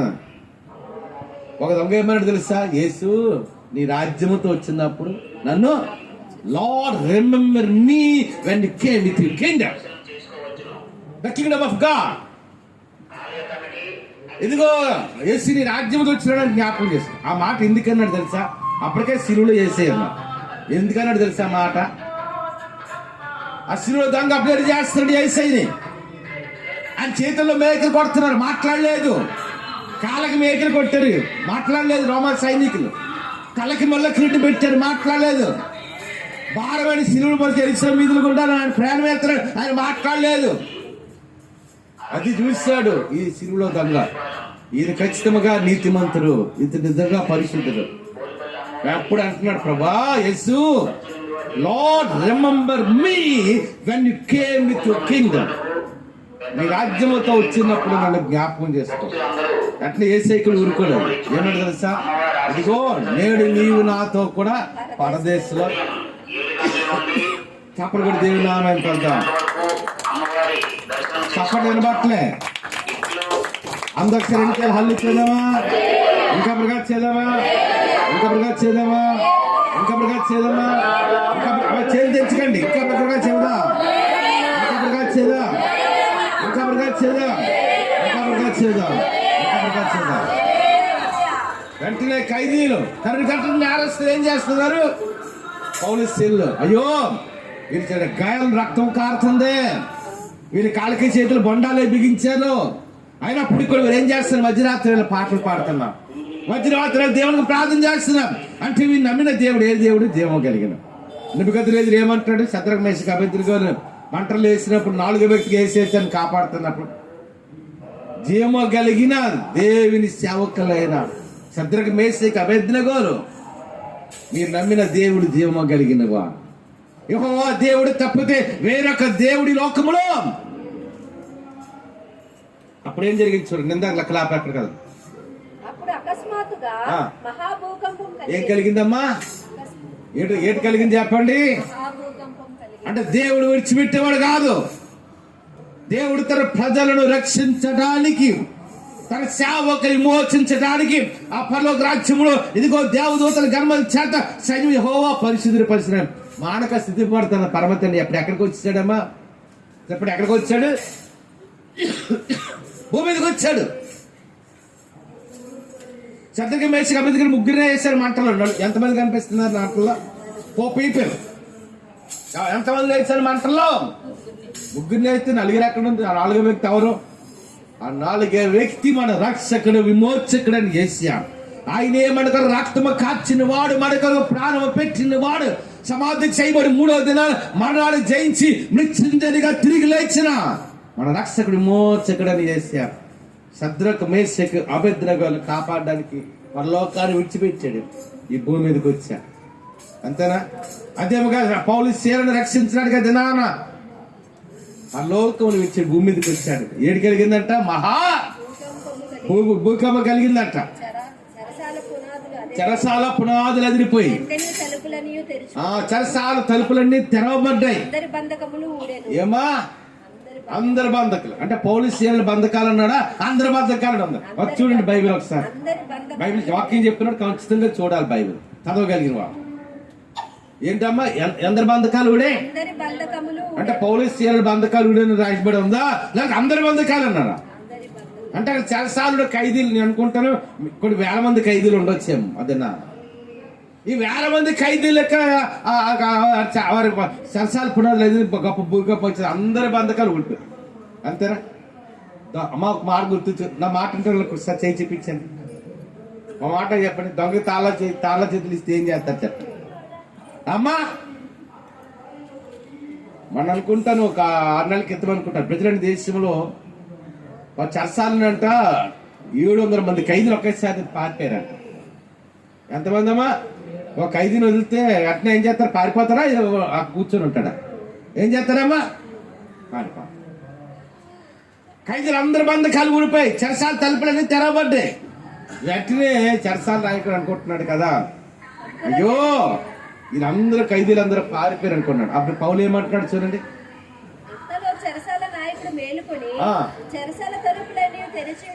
చూచి ఖైదీలు పారిపోయారు అనుకోను, తను తాను చంపుకోబోయినా. నీవు ఏ హాని చేసుకోవద్దు. అనుకుంటాను ఈ భూకంపం కంటే అన్నిటికంటే గొప్ప అద్భుతం దేవుడు చేసిందంటే ఒక్క ఖైదీ కూడా పారిపోలేదు. వారి కాళ్ళకున్న బంధకాలను ఊడిపోయినా, చెరసాల తలుపులన్నీ తెరిచించినా ఒక్క ఖైదీ కూడా ఏటవలేదు దినానా. అంటే దేవుడు చేసిన అద్భుతం వారు చూశారు, దేవుడు చేసిన మహత్కార్యం దినాన్ని వారు చూశారు. ఆ చెరసాల నాయకుడు అంటున్నాడు, అయ్యలారా రక్షణ పొందిన what shall I do to get the salvation of God. ఇదిగో నేను అయ్యలారా రక్షణ పొందడానికి నేను ఏం చేయాలన్నాడు. అంటే చెరసాల నాయకుడు కూడా అర్థమైంది ఏంటో తెలుసా? దేవుడు యేసే గొప్ప దేవుడు, యేసే మహిమ కలిగిన వాడు, యేసే మహత్యము కలిగిన వాడు. ఆయనకు అసాధ్యపడదంటే ఏమీ లేదు. అది చెరసాల నాయకుడు అది నాన్న గ్రహించాడు. ఖైదీలు కూడా ఒక్క ఖైదీ కూడా బైబిల్లో కొంచెం క్లియర్గా లేదు, ఒక్క ఖైదీ కూడా పారిపడి తప్పించుకోడు. అందరూ చూస్తున్నారు, అందరు ఉన్నారు ఆ ఖైదీలు అందరూ అక్కడ. ఆ దినం చెరసాల నాయకుడు చూశాడు, అబ్బురు పడ్డాడు. అయ్యో ఖైదీలు ఒక్క ఖైదీ పారిపోలేదు. చెరసాల తలుపులన్నీ తెరవబడి ఉన్నాయి, అయినా పారిపోలేదు. ఎవరైనా నేరం చేసి తీసుకెళ్లి స్టేషన్లో పెట్టి ఆ లోపల దాంట్లో బంధించారు అనుకోండి, ఒకసారి తీసి కానిస్టేబుల్ ఆదమార్పు ఉన్నారనుకోండి, ఏం చేస్తాడు? ఒక్క ఖైదీ కూడా తిన్నాను పారిపోతాను పారప్ప. ఎందుకంటే పౌలు శీలలో ఏ దృష్టితో చూసారు పరిస్థితిని? ఆత్మ సంబంధమైన దృష్టితో చూశారు, కానీ భౌతిక సంబంధమైన దృష్టితో చూడండి. అందుకే మనం ఏ నేత్రాలు వెలిగించబడాలి అన్నమాట. మళ్ళీ మూల వాక్యం కొద్ది సమయం అవుతుంది. ఒకసారి ఎఫెసీయులకు రాసిన పత్రిక, మరియు మీ మనోనేత్రములు వెలిగించబడినందున ఆయన మిమ్మల్ని పిలిచిన పిలుపు వల్లైనా. ఎవరంటమ్మా చదవండి. ఆయన అంటే ఎవరు చెప్పండి? మనుషులు పిలిచారనే వాళ్ళు, లేదా పాస్ గారు, లేకపోతే ఎవరు వాళ్ళ గొప్ప దినకర్ గారు, లేదా పాలంచ గారు పిలిచారండి. ఎవరు పిలిచారు మనల్ని చెప్పండి? మనల్ని పిలిచిన దేవుడు నమ్మకమైన వాడు. ఆ మాట మీరు గుర్తుంచుకోండి. దేని వాక్యం ఏమో తెలుసా? ఆకలితో ఉంటాను దేవుడు మనల్ని పెళ్ళలేదు. ఆకలితో ఉండటానికి దేవుడు మనల్ని పెళ్ళలేదు. శ్రమల పాలైపోవడానికి దేవుడు మనల్ని పెళ్ళలేదు. అనారోగ్యాలు పాలైపోవడానికి దేవుడు మనల్ని పెళ్ళలేదు. సింహపు పిల్లలు లేమి గలవై ఆకలి గొనును గాని నా ఎందు విశ్వాసం ఉంచేవాడు ఏ కొదువ ఉండదన్న. అంతేనా? ఇది మాట నేనేమో మామూలుగా చెప్పలేదు. 20 సంవత్సరాల నుంచి నా జీవితంలో అనుభూతి చెప్పాను. ఎన్ని సంవత్సరాల నుంచి వస్తున్నాను? 25 సంవత్సరాలు అయింది నేను పరిచయం స్టార్ట్ చేసి. 2000 సంవత్సరాలు దేవుడు పిలుచుకున్నాడు. 2000 సంవత్సరం, ఇది 2025 సంవత్సరం. 25 లాంగ్ ఇయర్స్.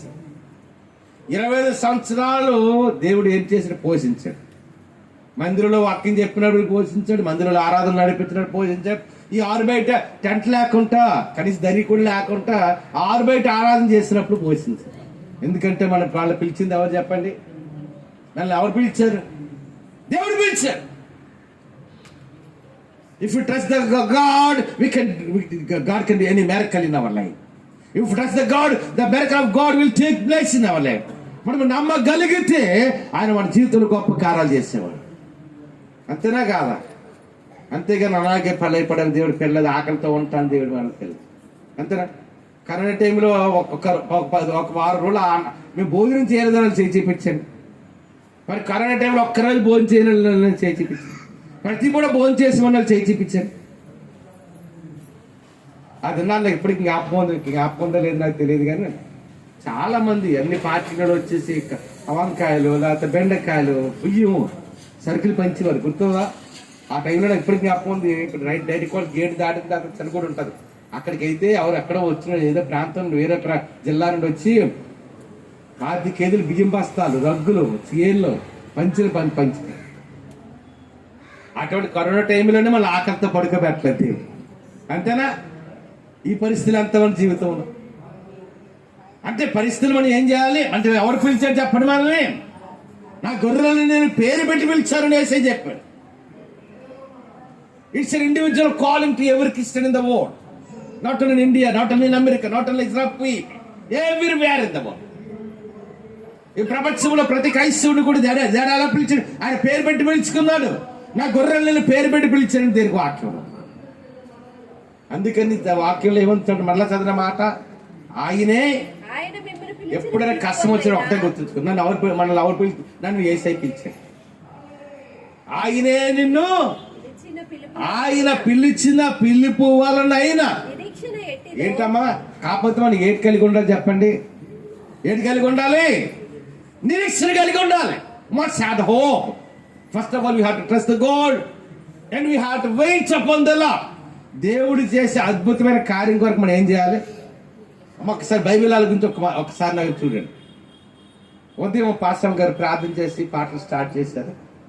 పాటల మధ్యలోకి వచ్చాయి. ఏంటైందేమో మైక్ లాగి పాస్టర్ గారు కంగారు లోపలికి వచ్చారు. ఆ బ్యాటరీలో వైర్లు ఎతుకుతున్నారు.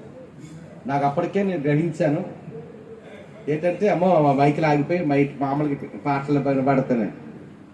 అట్లండి బాత్రూమ్లో వచ్చి పాస్టర్ కడుతున్నాను. ఏంటి మైకులు ఆగిపోయి అంటే మైకులు ఆగిపోయాను. నేను అన్నాను దేవుడు ఒక అద్భుతం చేయబోతాడు, మైకులు వచ్చి చూడండి వర్షిట్. ఎప్పుడో కాదు ఈరోజు మైకులు ఆగిపోయలేదా? ముందు వచ్చిన వాళ్ళు చేసి పిచ్చండి ఒకసారి. అమ్మ మైక్ ఆగిపోయిందా? వెంటనే ఏం జరిగింది? దేవుడు అద్భుతం చేస్తాడా లేదా? ఎందుకంటే ఈ వాక్యం అనేక మంది వందల మంది వేల మంది వినాలి. అందుకని ఆయన మిమ్మల్ని పిలిచిన పిలుపు వలన ఎట్టిదో ఏంటంటే మనం ఏం చేయాలి మన జీవితంలో? నిరీక్షించాలి. నిరీక్షణ ఎట్టిదో పరిశుద్ధులలో ఆయన శ్వాసం యొక్క మహిమైశ్వర్యం ఎట్టిదో ఏంటమ్మా? ఏ ఐశ్వర్యం అంట? మహిమైశ్వర్యం ఆయన శ్వాసము యొక్క మహిమైశ్వర్యం ఎట్టిదో ఆయన క్రీస్తు నందు వినియోగపరిచిన బలాతిశయమును ఏంటంట? బట్టి మన దేవుడు శక్తి లేనోడా? బలం లేనోడా? అద్భుతమైన కార్యం చేయలేనోడా? ఎర్ర సముద్రమునే పాలిగా చేసిన వాడు, తన వాక్కు ద్వారా సకల సృష్టిని చేసిన వాడు, చనిపోయిన 4 దినాలు లాజరు ఒక్క మాట ద్వారా బ్రతికించిన వాడు, వెదరాలు కుమారుడికి దేవుడు మళ్ళా పునరుజ్జీవం ఇచ్చిన వాడు, యాయిరి కుమార్తెని ఆయన మళ్ళా మన జీవం ఇచ్చిన వాడు, ప్రాణం ఇచ్చిన వాడు. అయితే మన జీవితంలో ఏం చేయాలి? నిరీక్షించాలి. దేవుడు అద్భుతం చేసేవారు కానీ సన్నిధిలో కనిపెట్టాలి. ఎప్పుడైతే మనం కనిపెడతామో దినాన్ని దేవుడు అద్భుతం చేస్తాడు. కాబట్టి నిరీక్షణ కలిగి ఉండాలంట. ఆయన మహిమైశ్వర్యం అంట. ఆయన క్రీస్తు నందు వినియోగపరిచిన ఏ అతిశయమమ్మా? బలాతిశయము. ఆయన బలము కలిగిన వాడు, మహిమ కలిగిన వాడు, మహత్సము కలిగిన వాడు. బైబిల్లో ఒబ్బరు పాత్ర చూడండి, నూతన చూడండి, అనేకమంది దృష్టాంతాలు కనిపిస్తాయి. మోసే కాలంలోనే కాదు, యోషువ కాలంలోనే కాదు, ఎలీషా కాలంలోనే కాదు. ఏలి అయితే కర్మేలు పర్వతం నిలబడి ప్రార్థన చేస్తే ఆకాశం నుండి అగ్ని దిగి వచ్చింది. ఏలియా ప్రార్థన చేయగా 3.5 సంవత్సరాలు ఆకాశం ముయ్యబడ్డది. There was no rain for 3.5 years, long years. అందుకని ఆ మహిమ శక్తితో ఆయన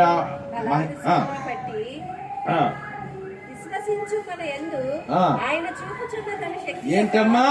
విశ్వాసం లేకపోతే అవదు బాగా. విశ్వాసం లేకపోతే విశ్వసించు. చాసరా అంటే విశ్వసించే మన ఎడల ఆయన యొక్క శక్తి ఏ శక్తి అంటే అంటే విశ్వసిస్తేనంట ఆయన శక్తి అపరిమితమైన శక్తి అన్న. మొత్తం చెప్పకూడదు దేవుని నామాన్ని పడదామా? ఒకసారి 2 సార్లు చేద్దామా? ఇంకొకటిగా చేద్దామా? ఇద్దరు మూలవాక్యం ఏంటి తెలుసా? మరియు మీ మనోన్నయత్రములు ఏంటి వెలిగించబడ్డా చెప్పండి? పరిసర భౌతిక సముద్రిస్తే చూడకండి. Don't look at the situation the bold eyes. భౌతిక సముద్రిస్తే చూడకండి.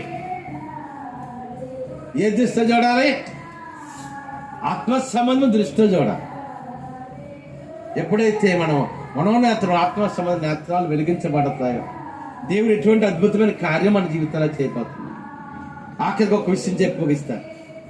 ప్రవక్త ఎలీషా కాలంలో ఎలీషా ఏంటంటే వేరే రాజ్యాల్లో జరుగుతున్న అనేకమైన సంఘటనలు ఎలీషా తన రాజైన ఇశ్రాయేలు రాజుకి చెప్పేస్తున్నాడు.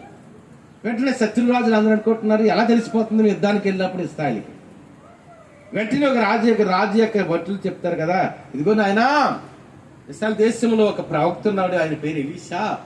మన అంతఃపురంలో ఏ మాట మాట్లాడుకుంటారు అవన్నీ కూడా అని చెప్పేస్తున్నాడు ఇశ్రాయేలు రాజు. ఎక్కడంటామో అంతఃపురం.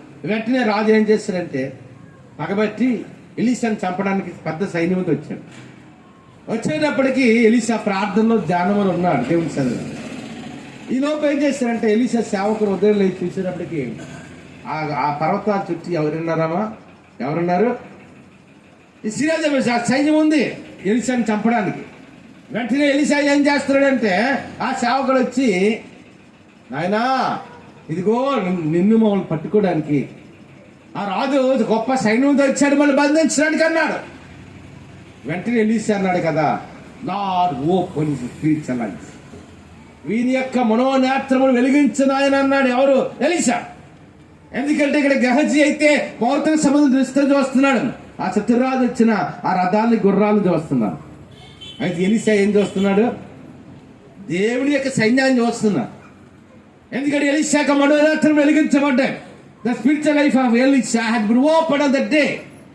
వెంటన్నాడు, అయినా నా సేవకుల యొక్క నేత్రాలు మనోనేత్రం వెలిగించమన్నా. వెంటనే దేవుడు ఎలీషా ప్రార్థన ఆడికి మనోనేత్రం వెలిగిస్తే ఈ శత్రు దేశపు సైన్యం వెనక ఏటున్నాయంటే దేవుడు ఏ గుర్రాలతో రథాలతో ఉన్నాడు? ఏ గుర్రాలమ్మా? అగ్ని రథాలు గుర్రాలతో ఉన్నాడు. ఇదేది మామూలు రథాలు గుర్రాలు. దేవుడు ఏ సైన్యంతో ఉన్నాడు అక్కడ వెనకాల? దేవుడు మనం విడిచిపెట్టేస్తారా? మన కష్టం వచ్చినా విడిచిపెట్టాడు. అంతేనామా? విడిచిపెట్టేస్తాడా దేవుడు?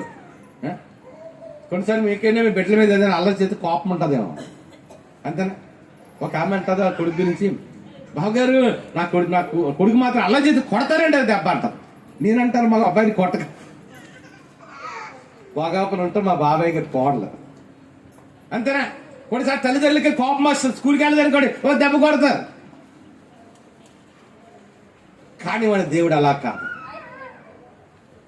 ఎప్పుడూ కూడా మనం విడిచిపెట్టేవాడు అంత మాత్రం కాదు. మన దేవుని నమ్ముకుని బాపం తీసుకున్న తర్వాత మనం కొన్నిసార్లు అటు ఇటు తిరిగినా, కొన్నిసార్లు దేవునికి దూరమైనా దేవుడు మాత్రం మనల్ని విడివను ఎడబాయనని వాగ్దానం చేస్తుంది. వెంటనే అంటున్నాడు కదా, ఇదిగో నాయన సేవకుని కళ్ళు తెరివినాయనని వెంటనే దేవుడు కళ్ళు తెరిచి ఆత్మీయత తెరిచాడు. చూస్తే ఈ శత్రు దేశపు రాజు యొక్క సైన్యం వెనక ఏ సైన్యం ఉంది? ఏ సైన్యం ఉందమ్మా? అగ్ని రథములో గుర్రాలు కనిపించాయి అక్కడ. అంటే తన సేవకుని రక్షించడానికి, తన సేవకుని కాపాడడానికి, తన సేవకుని భద్రపరచడానికి దేవుడు దిగొచ్చాడు. అందుకని ఏ నేత్రాలు వెలిగించబడాలి? మన ఆత్మీయ జీవితంలో యేసే నమ్ముకున్నాం, మన రక్తం విమోచించబడ్డాం, ఆయన ముద్రించబడ్డాం. ఒక మాట తెలుసా, ఆ దినాన్ని మా మనోనేత్రం వెలిగించబడ్డాయి కాబట్టి ఈ దినాన్ని ఇలా ఉన్నాము తెలుసు. ఒక మాట తెలుసామా, ఒకసారి సమస్యలు గొడవలు అవుతున్నప్పుడు ఒక మాట గమనిస్తా అంటాడు, అయ్యారు అసగారు ప్రకాశ్ గారు మా ఇంటి చుట్టూ 100 ఉన్నారండి, ఒక్కరిని చూపించండి మీ వెనక అన్నాడు. ఎవరమ్మా? ఒక్కరిని చూపించండి మీ వెనక. దినాన్ని మీరు కిట్టు పక్కన వెళ్ళి చూడండి, అక్కడ ఉన్న మీద మనం ఎక్కువ అర్థమవుతుందా? ఎందుకంటే ఏ దృష్టితో చూడాలి? మనం ఆత్మ సంబంధమైన దృష్టితో పరిస్థితులు చూసినప్పుడు, ఆయన విశ్వాసం కలిగి ఉన్నప్పుడు, ఆయన నిరీక్షణ కలిగి ఉన్నప్పుడు దేవుడి యొక్క అద్భుతమైన కార్యాలు మనం చూస్తాం. దేవునికి మహత్కారాలు మన జీవితంలో జరుగుతాయి, ఆయన మెరకలు జరుగుతాయి, ఆయన ఆదరణ ఇస్తాడు, నెమ్మది ఇస్తాడు. ఆయన ఎప్పుడు మనం విడిచిపెట్టడే. తల్లిదండ్రులు బిడ్డలు మార్చిన యెహోవా నిన్ను, తల్లిదండ్రులు బిడ్డలు మర్చిపోద్దా? ఈ మధ్య పాస్ గారిని చూస్తుంటే ఎప్పుడైనా అలా ఏడుస్తుంది అనుకోండి, ఎంత పనులు ఉన్నా సరే గబగబ ఎత్తుకొని ముద్దాడేస్తుంటా. ఏంటమ్మా అది? ఏ ప్రేమ? 2.5 నెలలైంది అప్పుడే తల్లి ప్రేమ చూడండి సార్. నేనంటాను ఎప్పుడైనా సరే ఎత్తుకోలేదు అనుకోండి, సక్కిన ఎత్తుకో కూతురు ఏడు చేస్తుంది. తల్లిదండ్రుల ప్రేమ అంత గొప్పది, అంతేనా? మనం ఎప్పుడే కానీ మోసంగా అయింది అనుకోండి, అమ్మ పాప మోసం అయిపోయింది, ఎంత సంతోషమో మాకు. అది తల్లిదండ్రుల ప్రేమ, the love of the parents. మా అమ్మ దగ్గరికి అన్నాను కొన్నిసార్లు ప్రార్థన అట్ట ఇలా ఒళ్ళో తీసుకుని ఎత్తుకుని ప్రార్థనలు అన్నాను, అమ్మా నువ్వు పెద్ద ఇప్పుడు నేను ఎంతో భారంగా చూస్తాను, పెద్ద అయితే మమ్మల్ని చూస్తామంటే ఆల్తుంది చూసారా. అలాగా తల్లి తన బిడ్డల్ని మర్చిపోవచ్చు, తండ్రి తన బిడ్డని మర్చిపోవచ్చు, కానీ మన దేవుడు మాత్రం మనల్ని ఎప్పుడు కూడా మర్చిపోడు. ఆయన వాగ్దానం గొప్పది. దేవుడి మాటలు దీవించిన గాక. తల వంచి కళ్ళు వంచుకుని ప్రార్థన చేసుకున్నాం. సమయం అవుతుంది. పరిశుద్ధ రాజ్యం గల దేవాన్ని కొందరు ఆచరిస్తాం. ఆరాధన ఘనంగా జరిగించి అందరూ ఒకసారి 2 చేతులు పైకి ముగిసిదా. నేను ఆరాధన ఘనంగా జరిగించిన అందరూ 2 చేతులు పైకి మమ్మల్ని చెల్లిస్తున్నాం తండ్రి. నన్ను ప్రత్యేకంగా తండ్రి యూట్యూబ్ లో, ఫేస్బుక్ లో ఈ వర్తమానం వింటున్నారు వాళ్ళందరూ కూడా అందరూ 2 చేతులు పైకి కదా వారందరూ దీవించినాడు. జాసీని దీవించారు, జాస్ చేస్తున్న బిజినెస్ స్టాఫ్ని కూడా దీవించినారు. సింగపూర్ సుజన భద్రపరచ అన్నగారు మా శాంతిపుత్రులు మందిరానికి వాక్యం నా తేజ జయా తండ్రి బిడ్డని ఆజ్ఞాన్ని తీసుకొని తండ్రి కాకినాడ వెళ్ళారు తండ్రి. వారిని సంధించినట్టు తేజ ప్రొఫెసర్ దీవించినాం. న్యూజిలాండ్ జాన్ డేవిడ్ కుటుంబాన్ని కూడా దీవించిన. నేను ఇంగ్లాండ్ తండ్రి పేజీలు చేస్తున్నాం. నేను వినయ్ గారిని దీవించుకుంటూ ప్లాన్ చేస్తున్నాం తండ్రి. నేను కొందరు ఆచరిస్తున్నాం తండ్రి. క్రితమైతే సొమ్మెక్కడ విదేశాల వారు కూడా సలహా చేయండి. బెంగళూరులో ట్రైనింగ్ అవుతున్నాం. నేను తండ్రి సౌజన్యం కూడా దీవించేది. సౌజన్య ట్రైనింగ్ అంతా గొప్ప కాదు జరిగించినాం. అందరూ రక్తం కూడా బాగాలేదంటున్నాయి తండ్రి. ఊడకు మాత్రం రత్నం గారు కూడా నీ స్వస్థను పాటిస్తున్నాం తండ్రి. నేను కొందరు ఆచరిస్తున్నాం. అందరూ 2 చేతులు పైకి కదా అమెరికా తీసుకుని రాజా చిత్రాన్ని దీవించిన కొందరు నేను తండ్రి. భావాన్ని గారిని మిత్సలు గారిని మమ్మల్ని తీసుకొచ్చారు. వారి ప్రొఫెషన్ కూడా దీవించి వారి కుమారుడు కూడా ఉన్నతంగా ఉద్యోగస్తులు నడిపించండి. నేను పైకి సురేష్ గారి గర్భం ఇచ్చండి. ప్రియాంక బుజ్జి గారి గర్భం ఇచ్చండి తండ్రి. అందరూ 2 చేతులు పైకి కదా ఆయన అన్నిటికీ ప్రాముఖ్యంగా తండ్రి. దుబాయ్లో నవీన్ దీవించిన తండ్రి. నవీన్కి నా వివాహం అవుతుంది. మా చేతుల మీదుగా క్రైస్తవాలు జరడానికి పొందాయించింది ప్రతిగా తండ్రి గారికి వారి తమ్ముడు కుటుంబాన్ని కూడా ఈ రక్షణ దయచి ప్లాన్ చేస్తాం. అమెరికాలో ఉన్న తండ్రి నేనాన్ని కొందరు తండ్రి నేను ప్రియాని రాజ్య చిత్రాన్ని దీవించినాం.